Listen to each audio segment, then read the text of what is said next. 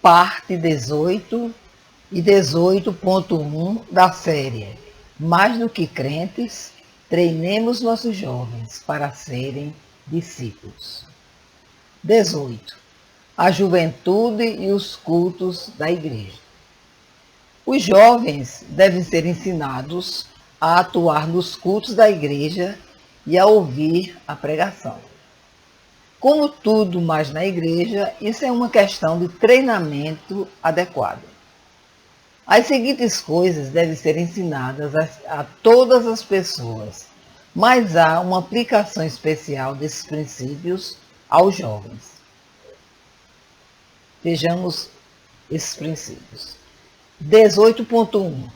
Sente-se respeitosamente e em alerta. Coisas como se apoiar nos cotovelos com a cabeça baixa e chiclete mandam sinais de que você não está interessado no que o pregador está dizendo. Lembre-se de que os outros estão te observando e sendo influenciados por você. Sua atitude e postura corporal afetam o pregador, aqueles que estão sentados ao seu redor e toda a atmosfera do culto. Os jovens não devem sentar-se ou não devem poder sentar-se juntos, a menos que tenham uma mentalidade espiritual e sérios sobre a busca do Senhor, porque eles distraem uns aos outros, assim como aos outros. Temos muitos jovens de mentalidade espiritual em nossa igreja que se sentam juntos e encorajam uns aos outros a ouvir atentamente e tomar notas da pregação. Mas quando os jovens estão apenas na igreja porque eles são forçados a estar lá e não têm um coração pela verdade, eles não deveriam poder sentar-se juntos. Isso é para o bem deles, para o bem dos outros jovens que são influenciados pelo seu exemplo e pelo bem de toda a congregação.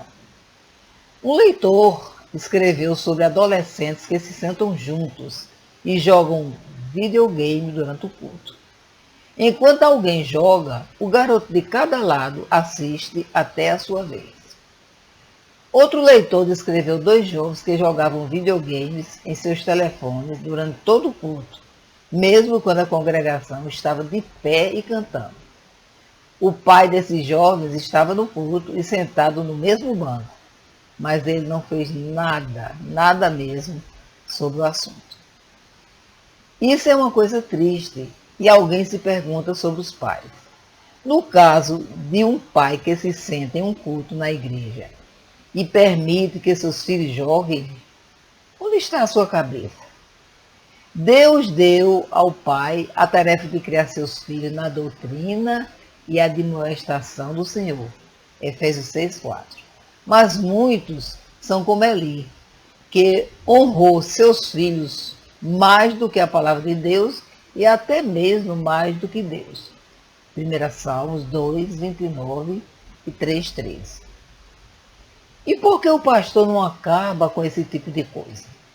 Que tipo de pastor permitiria que as pessoas joguem na casa de Deus quando a congregação está adorando a Deus?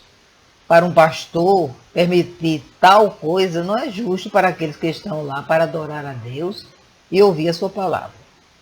Tal coisa é uma grande desonra para Jesus Cristo, que possui a igreja e anda no meio das igrejas.